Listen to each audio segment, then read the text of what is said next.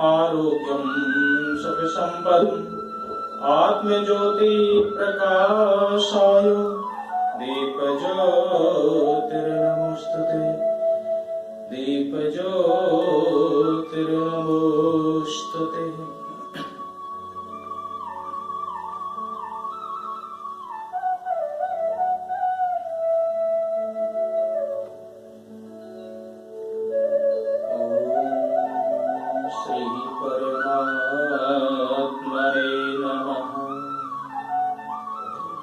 ध्येयं सदा परिभवग्नमभीष्टदोहम्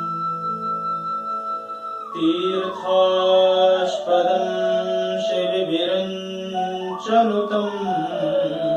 शरण्यं भृत्यार्तिहं प्रणतपालभवाब्धिपोतम्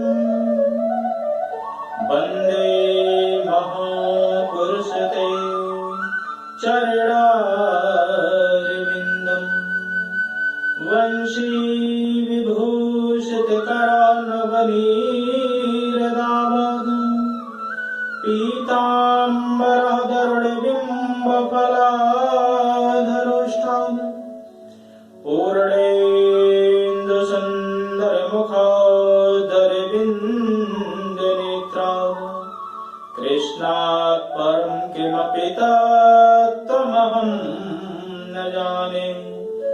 नारायणं नमस्कृत्यं नरं चैव नरोत्तमं देवीं सरस्वतीं व्यासं ततो जयमुदीरयेत।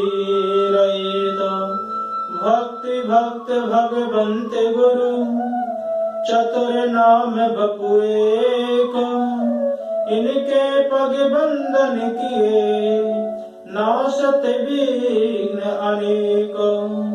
ठाकुर हमें न भूलियो चाहे लाख लोग मिल जाएं, तुम पर असे हम बहुत हैं तुम्हें छोड़ कहाँ जाएं। आये हनुमंत विराजिए कथा कहूँ मति ही अनुसार, प्रेम भरी गादी धरूं सो विराजिए पवन कुमार, सो विराजिए पवन कुमार। कृष्ण कन्हैया लाल की जय। एकादशी महारानी की जय। अम्बे मात की जय। जगदम्बे माता की जय। सभी देवी देवताओं की जय। पवन सुत हनुमान की जय। जय जय श्री राधे, जय जय श्री राधे, जय जय श्री राधे श्याम।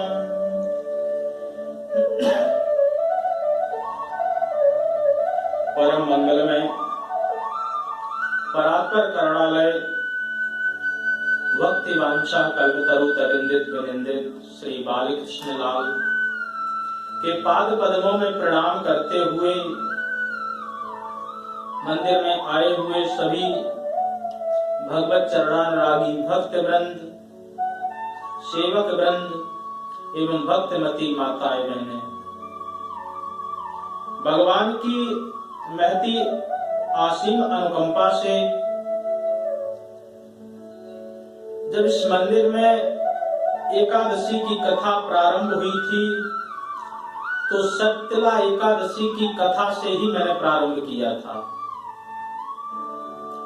और आज पूरी साल बीतने के बाद आज भी सत्यला एकादशी का ही शुभ आगमन आ चुका है। तो हम सबका परम सौभाग्य है कि हम लगातार साल भर की एकादशी का व्रत अच्छी तरह विधिवत हम सबने सुना। मंदिर के सभी समिति सदस्यों का भी बहुत बहुत सहयोग रहा और पूरे साल की कथा पूरी हो चुकी है। साथ ही साथ आज से फिर पुनरावृत्ति हो रही है। तो उन सभी का बहुत बहुत धन्यवाद, बहुत बहुत साधुवाद, और भगवान की ऐसी असीम अनुकंपा इस मंदिर पर सदा ही बनी रहेगी, ऐसी हमें आशा है। और आगे भी कथा प्रवचन आदि सदा ही चलते रहें। तो आइए अब हम शक्तिला एकादशी में प्रवेश करें। शक्तिला एकादशी का अपना एक विशेष महत्व है।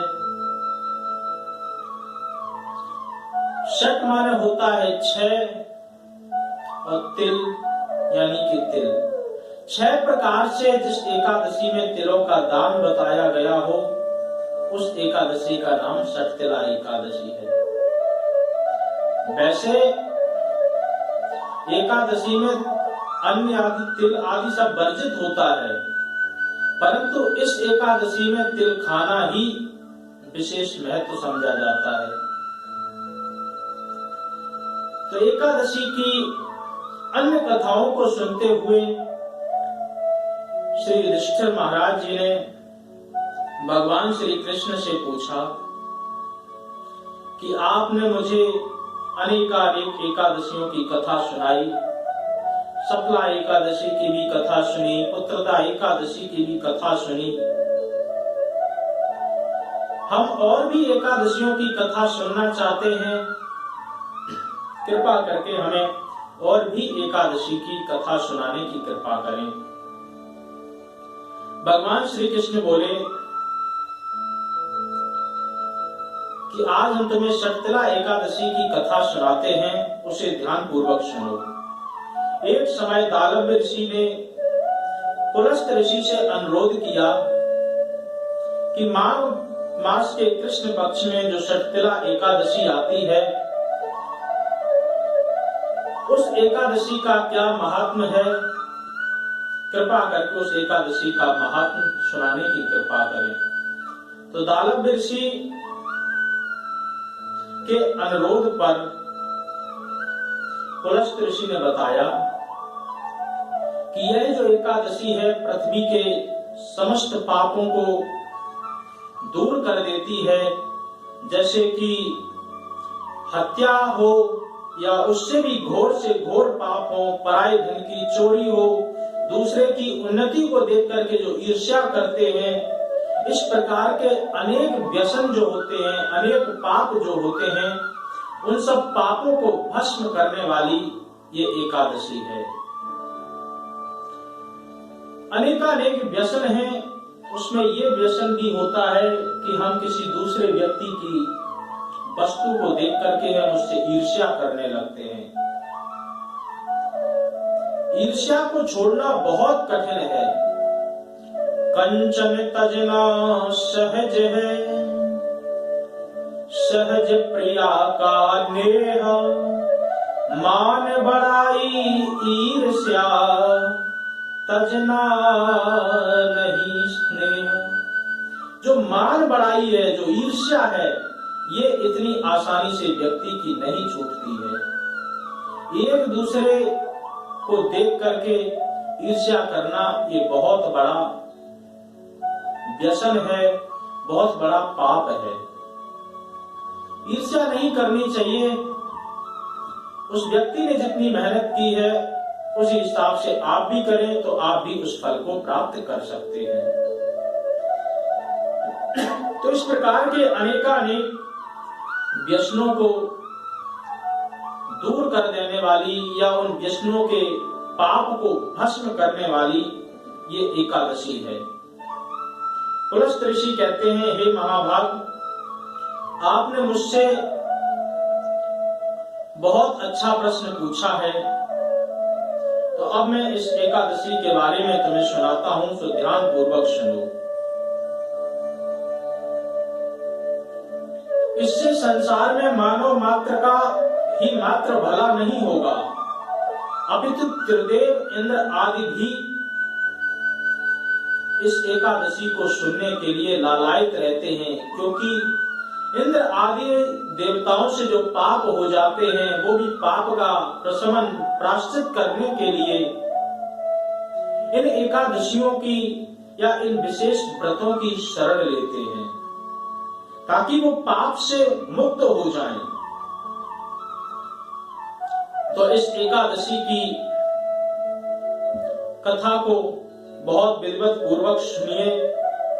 सबसे पहले तो माघ मास में जो विष्णु भगवान के भक्त हैं उनको स्नान आदि करके शुद्ध रहना चाहिए, इंद्रियों को वश में करना चाहिए, काम क्रोध लोभ मोह मद तथा मात्सर अहंकार आदि इन सब को संयमित रखें, इन सब पर अपना नियंत्रण रखें और भगवान का स्मरण करते हुए उसमें तल्लीन हो जाएं। जैसे ही भगवान का स्मरण करेंगे तो भगवान के स्मरण में वो शक्ति है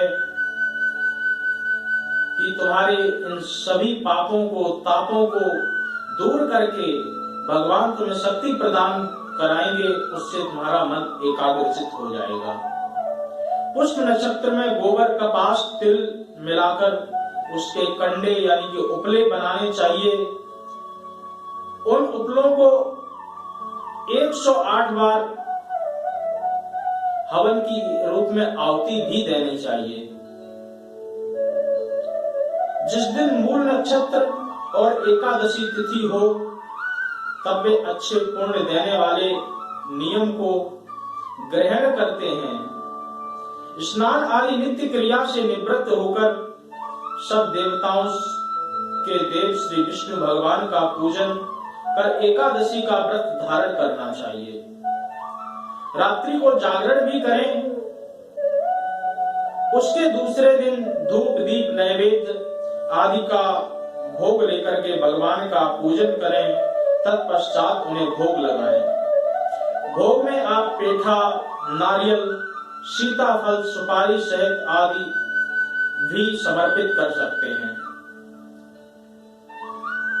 इस संसार सागर में फंसे हुए व्यक्तियों के उद्धार करने के लिए पुंडरीकाक्ष भगवान जो कि विश्व में सर्व जगह व्याप्त हैं, ऐसे श्री जगतपते श्री लक्ष्मी जी के साक्षात हृदय में निवास करने वाले श्री भगवान विष्णु प्रत्येक व्यक्ति के सभी प्रकार के दुर्गुण दूर करते हैं जो व्यक्ति इस प्रकार के से भगवान की पूजा करता है। और इसके पश्चात जल से भरा हुआ कुंभ यानी कि जल से भरा हुआ घड़ा आदि ब्राह्मण को दान देना चाहिए। घड़े पर श्रद्धा अनुसार दक्षिणा रख करके भी दान देने का विधान है। ब्राह्मणों को गाय दान का भी विधान है। तिल से भरा हुआ पात्र भी आज के दिन दान किया जाता है। इस एकादशी का यही महात्म्य है कि इस एकादशी में 6 प्रकार के तिलों का विशेष दान बताया गया है। और मान्यता यह है कि जो व्यक्ति जितने अधिक तिल दान करता है वह उतने ही अधिक वर्ष स्वर्ग में निवास भी करता है। तो सबसे पहला है तिल से व्यक्ति स्नान करे, तिल से उपटन भी करे, तिल से हवन करे, तिल से तर्पण करे, तिल का भोजन खाए और तिल को दान भी करे। ये 6 प्रकार के तिलों का दान है। ये 6 प्रकार के प्रयोग इस एकादशी में बताए गए हैं जो कि तिल के माध्यम से किए जा सकते हैं। इन्हीं के कारण माघ मास की कृष्ण पक्ष की जो एकादशी है इसको षटतिला एकादशी कहते हैं।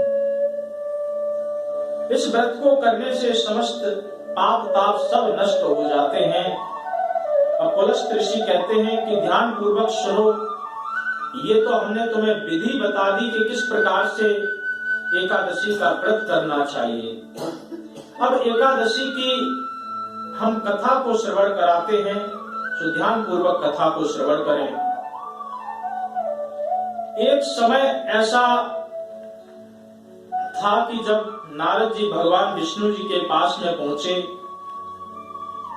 और पहुंच करके कहा कि हे प्रभु, इस शक्तिला एकादशी का क्या महात्म्य है, कृपा करके हमें श्रवण कराएं।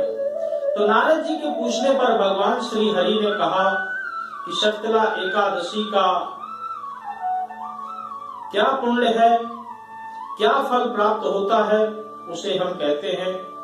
बहुत ध्यान पूर्वक सुनो, मैं तुम्हें एक घटना बताता हूं। प्राचीन काल में मृत्यु लोक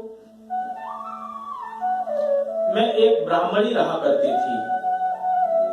वह सदैव व्रत आदि किया करती थी, भगवान का यजन पूजन भी करती थी, व्रत भी करती थी। उसका शरीर अत्यंत दुर्बल हो गया।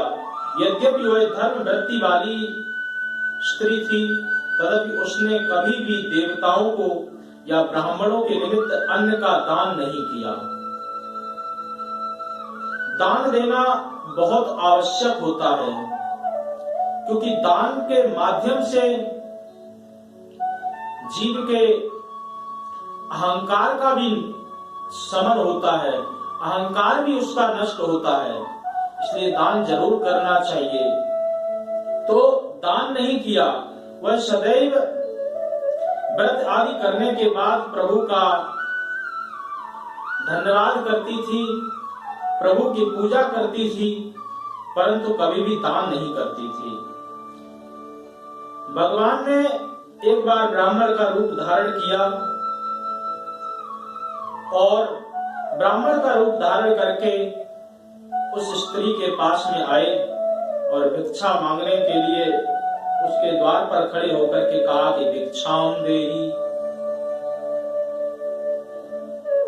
पहले जैसे स्त्री बाहर आई,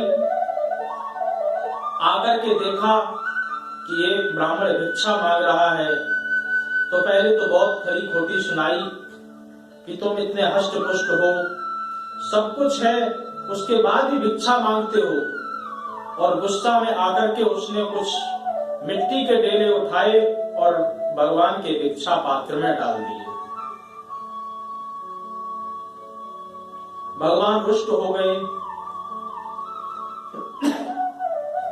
और रुष्ट होने से उसका परिणाम क्या हुआ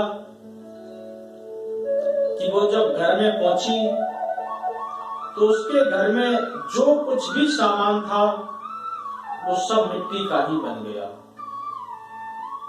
इसलिए साधु संतों का, ब्राह्मणों का अपमान नहीं होना चाहिए, इसका विशेष ध्यान रखें। यद्यपि कभी भी साधु संत जो आपके घर पे भिक्षा लेने आते हैं, शास्त्र तो ये कहते हैं भिक्षुका नैव याचन्ति शिक्षयन्ति गृहे गृहे देयम देयम पुनर्देयम ना देयम फलमीदृशम। बोले जो भिक्षुक लोग होते हैं, भिक्षुका नैव याचन्ति, वो आपके घर में याचना करने नहीं आते, वो आपके घर में मांगने नहीं आते, तो वो क्या करने आते? वो शिक्षयन्ति गृहे गृहे, वो घर घर जाकर के शिक्षा देते हैं कि देयम देयम पुनर्देयम, दान दो और बार बार दो। किसी ने कहा कि मैं अगर दान नहीं दूंगा तब? बोले ना देयम फलमीदृशम, यदि नहीं दोगे तो जैसे पूर्व जन्म में मैंने कभी दान नहीं किया, उसी वजह से आज मुझे भिक्षा मांगनी पड़ रही है। इसी प्रकार से यदि तुम इस जन्म में नहीं दोगे तो अगले जन्म के लिए तैयार रहो। इस प्रकार की शिक्षा देने के लिए साधु संत आते हैं, तो साधु संतों का अपमान नहीं होना चाहिए। और भगवान की कृपा से यदि आपके पास में दान है, धन है, तो उस धन का सदुपयोग करो। विशेष धन की 3 ही गति होती हैं। पहली गति है दान, दूसरी भोग और तीसरी नाश। यदि आपने अपने धन का सदुपयोग ठीक से नहीं किया, यदि आपने उसको दान नहीं किया, तो उसका उपभोग कर ले।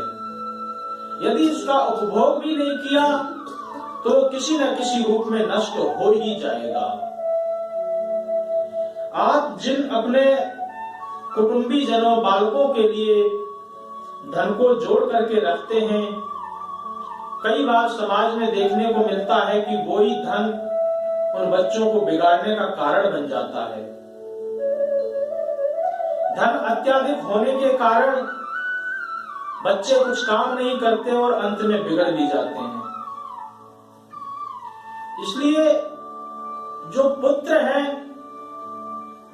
वो तो पुरुषार्थ करके धन को कमा ही लेगा। इसीलिए कहावत कही जाती है, तो पूत कपूत तो क्यों धन संचय, और पूत सपूत तो क्यों धन संचय। यदि वो कपूत है तभी भी धन का संचय करना उसके लिए ठीक नहीं है।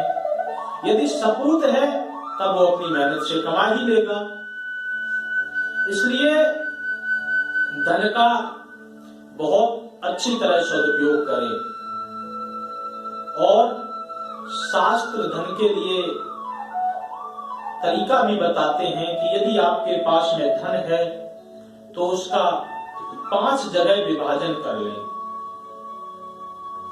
5 जगह विभाजन करके उन 5 जगह पर लगा दें। वो जगह कौन कौन सी हैं? धर्माय अर्थाय यशसे कामाय स्वजनाय च पंचधा विवितम वित्तम यह इत्र सहोदते। पहला भाग धर्म के काम में लगा दें। दूसरा भाग अर्थोपार्जन के काम में लगा दें।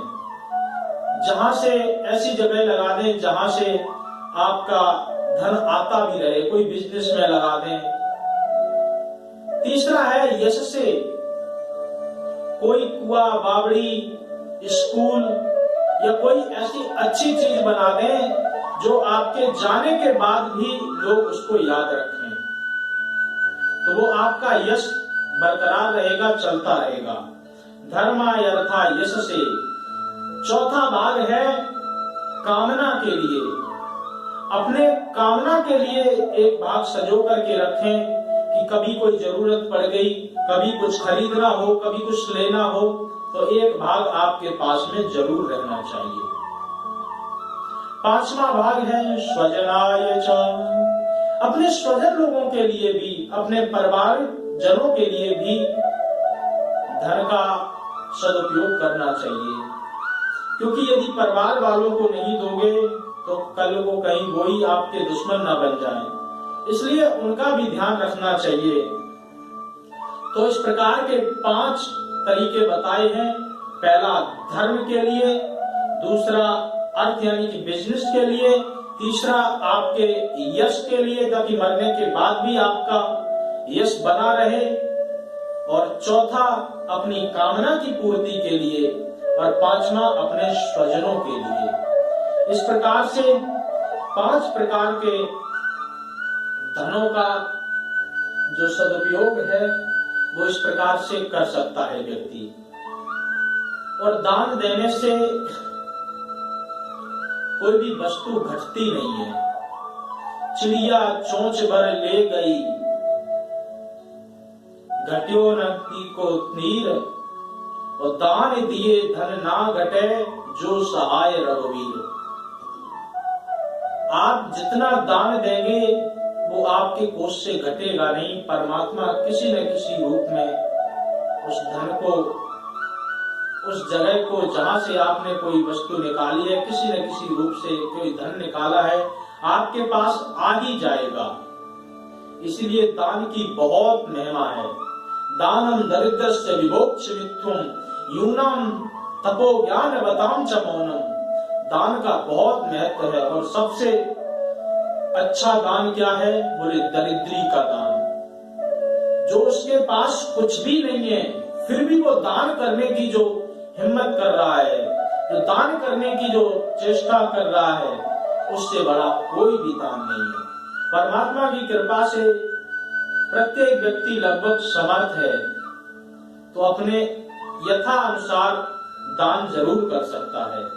तो दान का विशेष महत्व है। इस प्रकार से दान का सदुपयोग व्यक्ति को जरूर करना चाहिए। दान और दक्षिणा में भी अंतर होता है, इसको भी व्यक्ति को समझना चाहिए। दान वो है कि जो आपने अपनी वस्तु किसी दूसरे को समर्पित कर दी, अब उस पर आपका कोई भी अधिकार नहीं रहा है। अपने कल्याण के लिए आपने अपने मन में भाव आया, अपने परिवार के कल्याण के लिए आपने जो वस्तु दे दी, उसका नाम दान है। और दक्षिणा, जो व्यक्ति आपके लिए पुरुषार्थ कर रहा है, उस पुरुषार्थ के बदले जो धन आप देंगे, उसका नाम दक्षिणा है। और वो भी दक्षिणा संपूर्ण कब मानी जाती है? जब बोले कि जितना उसने पुरुषार्थ किया है उसके हिसाब से आप दे दें। जब उसके हिसाब से दे देंगे तो वो आपकी दक्षिणा 100% मानी जाएगी और बिल्कुल सही होगी। नहीं तो आपने किसी ब्राह्मण ने आपके लिए, आपके कल्याण के लिए कोई अच्छा काम किया, महामृत्युंजय का जाप किया, नवग्रह की पूजा की और आपने उसको कम धन दे दिया, यदि वो प्रसन्न नहीं हुआ तो उस पूजा का आपको उस प्रकार से फल नहीं मिलेगा जिस प्रकार से मिलना चाहिए।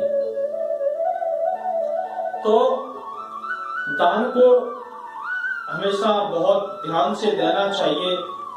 और कई लोगों को इस प्रकार की बातें अच्छी नहीं लगती हैं, लेकिन अब इस गद्दी पर बैठे हुए हैं तो इस गद्दी की मर्यादा यही कहती है कि जो सच है वो बताओ। यदि 3 लोग हैं, वो यदि सच नहीं बोलेंगे तो फिर काम अच्छा नहीं होगा। सच्चे व वैदि गुरु 3 ये, प्रिय बोले भय आस, राज धर्म तनु 3 कर, होय वेग ही नाश। सच यानी कि जो राजा का मंत्री है, वो यदि राजा से भयभीत हुए बिना सच नहीं बोलेगा तो उस राज्य का सर्वनाश ही हो जाएगा। दूसरा है वैद्य। यदि वैद्य रोगी को अच्छी तरह कटु वचन नहीं बोलेगा, कड़वी दवा उसको इस डर से ना पिलाए कि इसको कड़वा लगेगा, ये हमारे पास फिर नहीं आएगा, तो फिर धीरे धीरे उसका रोग बढ़ता जाएगा और वो रोग बढ़ करके उस जीव को ही खत्म कर देगा, उस व्यक्ति को ही खत्म कर देगा। इसीलिए वैद्य का भी ये कर्तव्य है, डॉक्टरों का भी ये कर्तव्य है कि रोगी से बिना भय किए, बिना लालच किए, जो उसके हित में हो वो बिल्कुल सत्य बोलना चाहिए। इसी प्रकार से जो धर्म आदि ग्रंथों के वक्ता हैं, जो गुरुजन लोग हैं, उन्हें भी शिष्य से किसी प्रकार का भय नहीं होना चाहिए कि ये हमें छोड़ करके न चला जाए। उन्हें भी निर्भीक होकर के सच बोलना चाहिए। और ये धर्म की गद्दी तो हमेशा सच बोलने के लिए ही प्रसिद्ध है। यदि यहाँ सच नहीं बोलेंगे तो फिर कहाँ सच बोलेंगे? तो दान का यही विशेष महत्व है और इसके बारे में कोई भी व्यक्ति बुरा नहीं माने, क्योंकि शास्त्र हमें ये सब बोलने की आज्ञा देते हैं। क्योंकि शास्त्र हम पर शासन करते हैं। शासनात् त्रायते इति शास्त्र। जो हम पर शासन करे, जो हम पर अनुशासन करे, उसका नाम शास्त्र है। और इन शास्त्रों का जो शासन है वो इस प्रकार से नहीं है कि कोई डंडा लेकर के तुम्हारे पीछे शास्त्र चलेंगे। शास्त्र कहते हैं कि यदि तुम हमारी शरण में आओगे, यदि तुम हमारी बात मानोगे, तो फिर हम तुम्हारी मोक्ष कराने का, हम तुम्हारे कल्याण कराने का दावा भी करते हैं। इसलिए तस्मात् शास्त्र प्रमाणन्ते कार्याकार्य व्यवस्थितौ। क्या करना चाहिए, क्या नहीं करना चाहिए, ये सब कुछ शास्त्र में निहित है, शास्त्र में लिखा हुआ है। इसलिए शास्त्र को ही एक प्रमाण माना गया है। जो शास्त्र की बात नहीं मानते हैं, ये विधिमुत शास्त्रज्ञ वर्तते काम कारकः न सिद्धिर न भवाप्नोति न वाप्यम न सुखम पराम गतिम। इस प्रकार से गीता में जो श्लोक है कि जो व्यक्ति शास्त्र की बात न मान करके अपने मनमाने रूप से आचरण करता है, यदि शास्त्र विधि मुत सृज्य वर्तते काम कारकः न सिद्धिर न भवाप्नोति न प्राप्तम न गतम सुखम, न उसको सिद्धि मिलती है न उसको सुख मिलता है, मरने के बाद उसको गति भी प्राप्त नहीं होती है।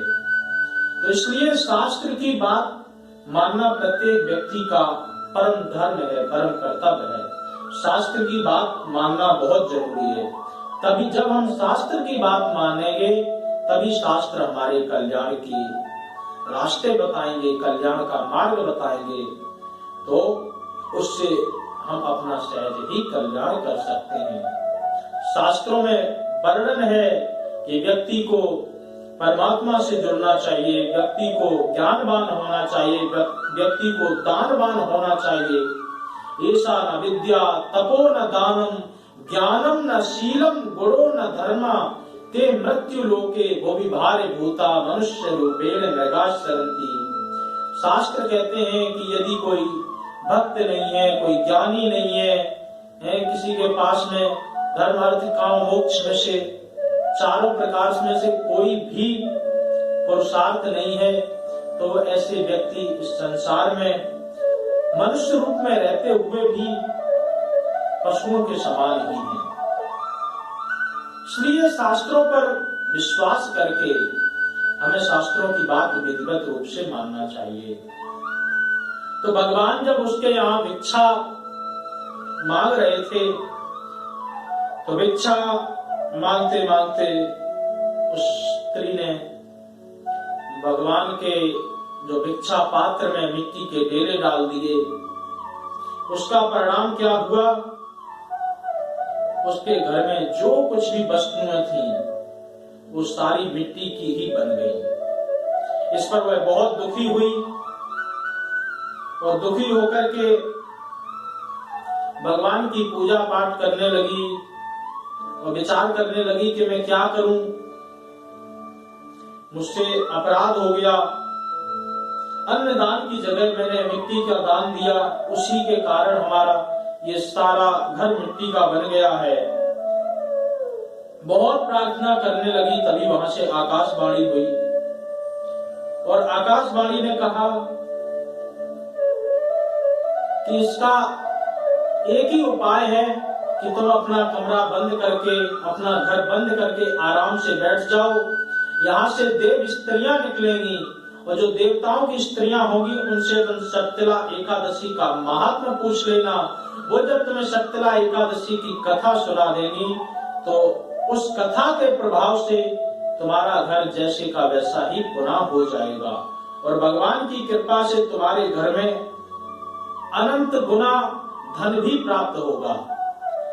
उस स्त्री ने यही किया, अपना घर पूरी तरह बंद करके बैठ गई। वहां से देव स्त्रियां निकलने लगी। देव स्त्रियों ने कहा कि द्वार खोलो, तो ब्राह्मणी बोली कि द्वार हम तभी खोलेंगे जब आप मुझे शक्तिला एकादशी की कथा बताएंगे।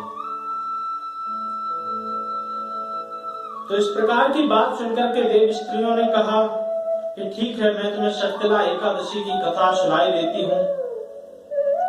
जब शक्तिला एकादशी की कथा सुनाई और शक्तिला एकादशी की कथा सुनने के बाद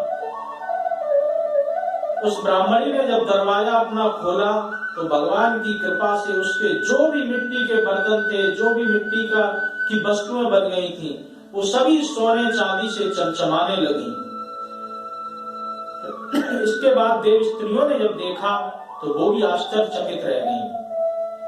आश्चर्यचकित रह जाने के बाद उन्होंने कहा कि ये तो मनुष्य रूप में है और इसने शर्तिला एकादशी की कथा सुन ली है।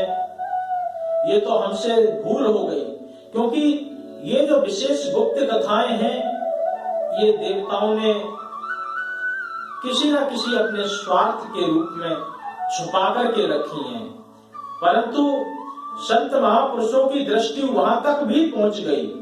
अपने त्रिकाल दृष्टा होने के कारण वो ये जो गुप्त कथाएं हैं वो मनुष्य जीवन के कल्याण के लिए घास फूस खा करके उन्होंने जैसे जैसे भोजपत्र पर लिख करके ये मनुष्यों के पास तक पहुंचाने का प्रयत्न किया, परंतु फिर भी हम सब अभागे जीव हैं कि उनके ग्रंथों को पढ़ना तो दूर, हम उनके ग्रंथ भी अपने घर पर नहीं रखते हैं। तो सभी सनातनियों को ग्रंथों के प्रति विशेष जागरूक होना चाहिए।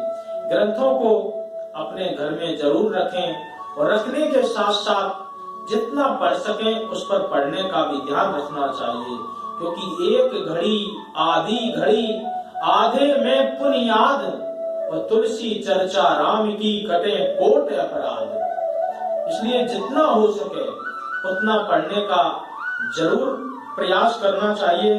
तो इस प्रकार से शर्तिला एकादशी की कथा सुनने के बाद वह जो मनुष्य स्त्री थी वह भी गंधर्वी के रूप में प्रकट हुई और इस संसार में समस्त सुख भोगने के बाद भगवान के धाम में प्रस्थान कर गई। तो इस एकादशी का विशेष महात्म्य है। आप कितना भी व्रत कर लें, कितना भी अनुष्ठान कर लें, कितनी भी तपस्या कर लें, आप कुछ भी कर लें, यदि आपने दान नहीं किया तो वो आपका सिर्फ और सिर्फ ऐसे ही है जैसे राख में हवन करने के समान। इसलिए आप व्रत करें, अनुष्ठान करें, पुरस्चरण करें, आदि आदि सब कुछ करें, परंतु इन सब कुछ के साथ में दान बहुत जरूरी है।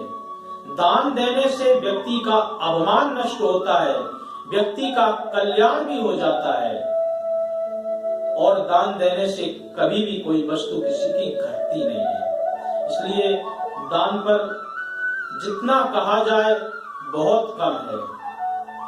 अनेकानेक ऋषि मुनि या अनेकानेक ब्राह्मण जो हुए हैं वो दान लेकर के आते हैं, परंतु सिर्फ अपने पास तक ही सीमित नहीं रख लेते हैं, वो भी आगे दान देते हैं और दान से ही उन सबका गुजारा भी चलता है। तो इसलिए दान देना सर्वथा इसलिए उचित भी है कि एक व्यक्ति किसी दूसरे व्यक्ति की सहायता कर रहा है और वो व्यक्ति किसी तीसरे की सहायता करता है, तो इस प्रकार से एक दूसरे का सहयोग भी हो गया और आपके दान का महात्म्य भी बन गया। परमात्मा भी इन सबसे प्रसन्न रहते हैं, क्योंकि परमात्मा कहते हैं कि मेरी पूजा मत करो, परंतु करना है तो इन दीन दुखियों की, जो कि हमारे ही सारे रूप हैं, इन सबकी यदि आप सेवा कर लेंगे तो उससे ही तुम्हारा कल्याण हो जाएगा। इसलिए परमात्मा की भक्ति शक्ति यदि चाहते हो, अपना कल्याण चाहते हो, तो भजन पूजन यजन भगवान की भक्ति के साथ साथ दान का सहारा प्रत्येक व्यक्ति को अवश्य लेना चाहिए। दान ही एक ऐसा है जो कि इस धरती के जो 7 स्तंभ हैं उनमें से दान सब सर्वश्रेष्ठ है और सर्वश्रेष्ठ होने के साथ साथ व्यक्ति के साथ भी जाने का कार्य दान ही करता है। जब व्यक्ति संसार को छोड़ करके जाता है तो उसके शुभ कर्म अशुभ कर्म कैसे निर्धारित किए जाते हैं? बोले दान के माध्यम से। इस व्यक्ति ने इतने लोगों की मदद की है, इस व्यक्ति ने इतने लोगों को दान दिया है, इस व्यक्ति ने अपने धन का सदुपयोग किया है, तो उसी हिसाब से आपकी तुलना की जाती है। तो दान का इसलिए अत्यधिक विशेष महत्व है।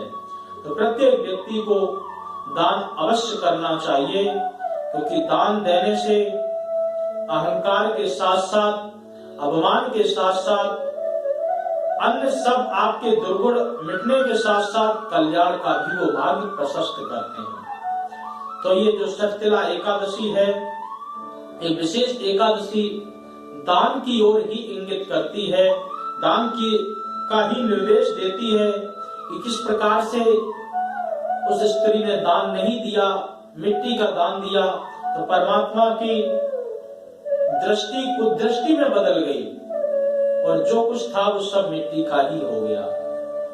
फिर पुनः परमात्मा की कृपा से सब कुछ ठीक हुआ, परंतु हम उनकी दृष्टि को कुदृष्टि में बदलने का अवसर ही क्यों दें?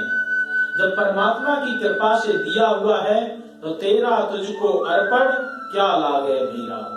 इसलिए परमात्मा का ही है और सब कुछ परमात्मा है का है, तो परमात्मा को ही समर्पित करने में हमें कभी भी संकोच नहीं करना चाहिए। तो ये षटतिला एकादशी का विशेष महात्म्य है। आज के दिन प्रत्येक व्यक्ति को भगवान श्री हरि की पूजा करनी चाहिए और तिल का विशेष दान करना चाहिए। इसमें 6 प्रकार के तिलों का दान है। दान यदि किसी को करना हो तो तिल को एक लोटे में भर के उसको ऊपर से ढक करके इच्छा के अनुसार जो भी धन रख करके दान दिया जाए। आज के दिन तिल का दान वो सबसे श्रेष्ठ दान कहा जाता है। तो इसलिए इस एकादशी को हम बहुत ध्यान पूर्वक सुने और सुनने के साथ साथ अपने जीवन में उतारें, क्योंकि एकादशी की जो कथा है वो प्रत्येक एकादशी की कथा अपने आप में कुछ न कुछ विशेष होती है। और एकादशी का व्रत सभी व्रतों में से श्रेष्ठ माना जाता है। इसलिए प्रत्येक व्यक्ति एकादशी की शरण ले, एकादशी का व्रत करने का प्रयास करे। जो व्रत नहीं कर सकते हैं वो कम से कम एक टाइम भोजन करके प्रयास करें। जो एक टाइम भोजन करके भी नहीं कर सकते हैं वो दोनों टाइम भोजन भले ही कर लें, परंतु आज के दिन श्री हरि नारायण जी की पूजा आराधना जरूर करनी चाहिए, जरूर करनी चाहिए। यदि भगवान श्री हरि नारायण की जो भी आराधना करता है तो परमात्मा उसके लिए उसके अनुकूल सभी परिस्थितियां बना देते हैं और वो व्यक्ति अपने इस मनुष्य रूपी गाड़ी को इस संसार सागर से सहज ही पार कर लेता है। क्योंकि भगवान का वचन है, जो तू आवे एक पग मैं आऊं पग 60, और जो तुम कर रो काट रे तो मैं लोहे की लाट। यदि तुम परमात्मा की तरफ एक कदम बढ़ाओगे तो परमात्मा तुम्हारी तरफ दौड़े हुए 60 कदम आगे चले आते हैं। और यदि तुम परमात्मा से दूर होते जाओगे तो परमात्मा तुमसे और भी दूर होते जाएंगे। इसलिए परमात्मा की कृपा चाहते हो, परमात्मा की अनुकूलता चाहते हो, तो परमात्मा के निकट यानी कि परमात्मा के सामीप्य आने का अवश्य प्रयत्न करना चाहिए और प्रत्येक व्यक्ति को करना चाहिए, क्योंकि ये मानव शरीर हमें परमात्मा की भक्ति के लिए मिला है, परमात्मा की आराधना के लिए मिला है। तो क्यों ना इस शरीर को परमात्मा की ही सेवा में समर्पित किया जाए। बोल एकादशी महारानी की जय।